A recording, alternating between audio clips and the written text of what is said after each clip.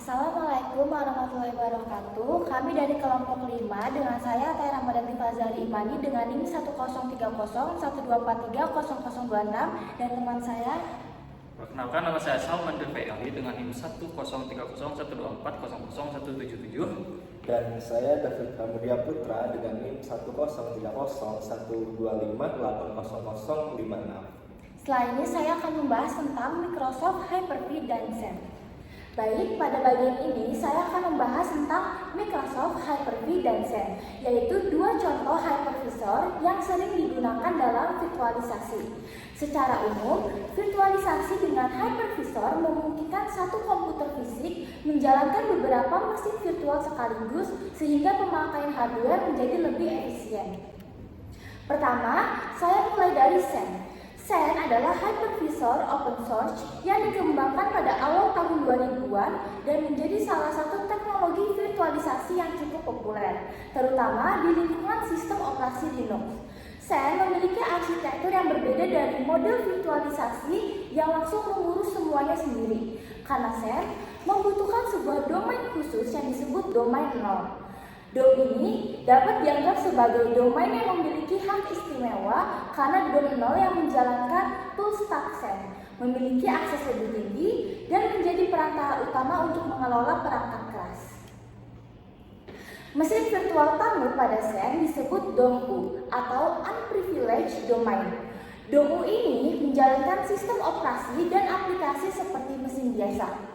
Tetapi DOM-U tidak mengakses perangkat keras secara langsung. Untuk kebutuhan seperti jaringan dan penyimpanan, Xen memakai mekanisme driver front-end dan back-end. Driver back-end berada di DOM 0, sedangkan driver front-end berada di DOM U. Jadi, ketika DOM U butuh akses ke disk atau jaringan, permintaan tersebut diteruskan ke DOM 0 terlebih dahulu. Lalu, DOM 0 yang akan melakukan operasi terhadap hardware. Konsep ini membuat Xen cukup fleksibel, tetapi di sisi lain ada risiko bahwa jika DOM 0 bermasalah, maka mesin-mesin virtual bergantung padanya juga dapat terdampak. Berikutnya adalah Microsoft Hyper-V.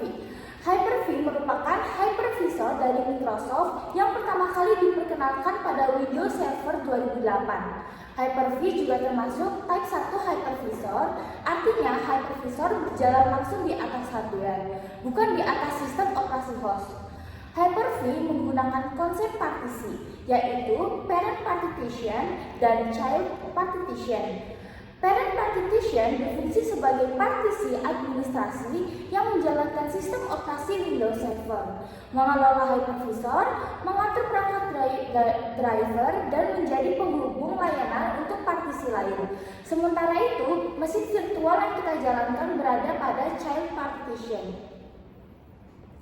Dalam komunikasi I/O, Hyper-V menggunakan Virtualization Service Provider atau VSP yang berada pada parent partition. VSP menyediakan layanan perangkat untuk child partition. Di sisi child partition terdapat Virtualization Service Client atau VSC yang berkomunikasi dengan VSP melalui jalur yang disediakan Hyper-V. Jika dilihat konsepnya, pola ini mirip dengan front-end dan back-end driver design, hanya istilah dan implementasinya yang berbeda. Kesimpulannya, Xen dan Hyper-V sama-sama termasuk Type 1 hypervisor dan sama-sama memerlukan komponen khusus yang menjadi penghubung ke hardware. Xen lebih identik dengan ekosistem open source dan Linux, sedangkan Hyper-V sangat kuat dan terintegrasi dalam ekosistem Windows. Sekian penjelasan dari saya, selanjutnya saya serahkan pada Salman untuk membahas Java Virtual Machine. Oke, pada bagian ini saya akan membahas tentang Java Virtual Machine atau biasa disingkat dengan JVM. Walaupun namanya mengandung dari istilah kata Virtual Machine, Java Virtual Machine ini memiliki konsep yang berbeda dengan hypervisor seperti Xen dan Hyper-V. Java Virtual Machine ini bukan hypervisor dan bukan teknologi untuk menjalankan banyak sistem operasi dalam satu perangkat fisik, melainkan sebuah mesin yang abstrak yang berfokus pada menjalankan program Java. Oke, tujuan utama dari Java Virtual Machine yaitu menyediakan lingkungan runtime agar program Java dapat berjalan pada berbagai sistem operasi dan berbagai jenis hardware. Oke, tanpa harus mengubah kode programnya. Inilah yang kita kenal dengan prinsip write once, run anywhere. Ketika kita menulis kode Java, kode tersebut tidak akan langsung dikomplikasi menjadi instruksi mesin tertentu seperti pada pemrograman lain, melainkan dikomplikasikan dulu menjadi bytecode. Dari bytecode inilah yang menjadi format dari perantara, kemudian dijalankan. Java Virtual Machine bertugas menerjemahkan instruksi dari bytecode ke dalam bentuk yang sesuai dengan platform yang sedang kita gunakan. Nah, dengan cara ini program Java ini bisa berjalan di berbagai OS seperti Windows, Linux, ataupun Mac. Oke, selama di platform tersebut memiliki Java Virtual Machine, jadi si virtualisasinya yang dilakukan oleh Java Virtual Machine adalah memvirtualisasikan pada aplikasi atau runtime, bukan virtualisasi hardware. Oke, di dalam Java Virtual Machine ini terdapat beberapa komponen yang penting. Di Java Virtual Machine ini ada memiliki instruction set atau instruksinya untuk menentukan jenis instruksi yang dapat dijalankan. Di Java Virtual Machine ini juga memiliki program counter atau isi register yang berfungsi melacak instruksi yang sedang diproses. Selain itu, ada juga stack yang menyimpan variabel lokal dan hasil perhitungan sementara dalam eksekusi dari metode itu. Di Java Virtual Machine juga memiliki heap, yaitu area memori untuk menyimpan objek dan data dari runtime, termasuk yang dikelola oleh garbage collector. Lalu ada metode area yang menyimpan kode, konstanta, dan metadata class. Di Java Virtual Machine juga mendukung multi-threading, di mana setiap thread memiliki stacknya masing-masing. Namun heap dan metode area dibagi dengan bersamaan. Oke, dari Java Virtual Machine ini, karena ia menciptakan mesin yang abstrak untuk menjalankan program Java secara portable, bukan karena ia memvirtualisasikan hardware. Jadi berbeda dengan hypervisor yang menjelaskan OS tamu. Di Java Virtual Machine menjalankan bytecode dan menyediakan lingkungan eksekusi aplikasi. Oke, selanjutnya saya serahkan kepada Kak Dati untuk membahas Linux server. Pada bagian ini, saya akan menjelaskan Linux server, yaitu salah satu pendekatan virtualisasi yang bersifat container based. Linux server berbeda dari hypervisor karena ia tidak menjalankan beberapa kernel sistem operasi yang terpisah. Sebaliknya, Linux server menggunakan satu kernel Linux yang sama untuk menjalankan beberapa lingkungan server yang terisolasi. Secara konsep, Linux server dapat dipahami sebagai teknologi yang membuat sistem operasi Linux dapat dibagi menjadi virtual server. Masing-masing virtual server ini memiliki proses, file system, dan konfigurasi sendiri sehingga terlihat seperti server yang terpisah. Padahal sebenarnya berbagai kernel dan sebagian resource yang sama. Oleh karena itu, Linux server umumnya lebih ringan dan lebih efisien dibanding virtualisasi penuh berbasis hypervisor. Linux server mengandalkan beberapa mekanisme isolasi yang berbasis kemampuan kernel Linux.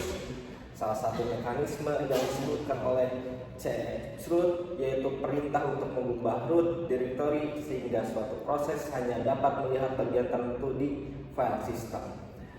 Mekanisme ini membantu memberikan isolasi file system. Lalu ada konsep konteks yang membedakan kelompok proses sehingga proses di satu virtual server tidak dapat mengganggu proses di virtual server lain. Ada juga Cahaban yang berkaitan dengan penguncian proses pada alamat IP tertentu sehingga mendukung isolasi jaringan. Selain itu, Linux vServer memanfaatkan capabilities, yaitu konsep pembatasan hak akses tertentu, termasuk membatasi kemampuan secara root agar tidak bisa mengakses semua sumber daya. Dalam arsitektur Linux vServer, kernel Linux berada pada lapisan utama sebagai fondasi. Di atasnya terdapat beberapa virtual server yang masing-masing menjalankan aplikasi server. Karena tidak ada kernel tambahan di virtual server, overhead-nya jauh lebih kecil.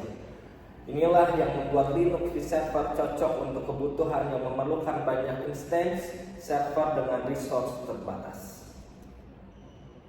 Namun Linux vServer juga memiliki keterbatasan. Karena berbagai kernel yang sama, maka sistem operasi yang berjalan di dalam virtual server harus compatible dengan kernel Linux. Dengan kata lain, pendekatan yang tidak cocok jika ingin menjalankan OS yang berbeda seperti Windows. Selain itu, tingkat isolasi biasanya dianggap lebih rendah dibandingkan hypervisor penuh karena masih ada ketergantungan terhadap kernel yang sama. Oke, bisa dikatakan bahwa Linux vServer adalah virtualisasi level OS yang mengutamakan efisiensi, cocok untuk development server yang banyak dan ringan. Namun tidak sefleksibel hypervisor dalam hal variasi OS. Selanjutnya saya serahkan kepada presenter keempat untuk. Oke, di sini saya akan menambahkan penjelasan tentang Linux vServer token bucket scan. Oke, kita masuk di rumus yang pertama. Ditunjukkan ada R dibagi T, yang dimana rasio R per T ini menunjukkan fraksi atau proposisi CPU yang boleh digunakan oleh satu VM, yang artinya nilai ini menentukan seberapa besar bagian waktu prosesor yang dialokasikan untuk virtual mesin tersebut dalam satu sistem. Jadi semakin besar nilai R dibandingkan dengan T, semakin besar juga jatah CPU yang dimiliki oleh si virtual mesin. Untuk sistem dengan banyaknya virtual mesin digunakan dari batasan bawah atau batasan bawah. Oke, untuk rumus yang kedua, untuk sistem dengan banyaknya virtual mesin digunakan batasan bahwa jumlah dari rasio R per T dari semua virtual mesin ini tidak boleh melebihi 1. Nah, sehingga rumus ini menunjukkan bahwa total penggunaan dari CPU semua virtual mesin itu harus tetap berada dalam kapasitas prosesor. Dengan kata lain, Linux vServer memastikan pembagian CPU tetap realistis dan tidak melebihi kemampuan hardware. Oke, lanjut. Selain itu juga untuk menentukan jatah CPU, Linux vServer juga mengatur perilaku burst, yaitu ketika virtual mesin menggunakan CPU dalam jumlah besar dalam waktu yang singkat, maka disinilah muncul rumus M sama dengan W dikali H dikali R per T. Oke, dimana nilai M ini mempresentasikan batas token minimum yang berkaitan dengan waktu holdnya, yaitu waktu tunggu yang harus dijalani dari si virtual mesin setelah menggunakan CPU secara berlebihan. Jadi semakin besar burst yang diizinkan, semakin besar pula nilai M yang disiapkan oleh sistem. Oke, dan rumus yang berikutnya ada S sama dengan W dikali B dikali 1 R per T. 1 kurang R per T. Di mana rumus ini digunakan untuk menentukan ukuran bucket token, yaitu kapasitas maksimum dari token yang bisa disimpan oleh si virtual mesin ini. Dengan adanya batas ini, virtual mesin memang diperbolehkan melakukan burst, tetapi tidak tanpa batas sehingga si virtual machine lain tetap mendapatkan kesempatannya untuk menggunakan si CPU itu. Sekian dari kami kelompok 5 yang menjelaskan tentang sistem virtualisasi. Mohon maaf jika kami ada kekurangan. Wassalamualaikum warahmatullahi wabarakatuh.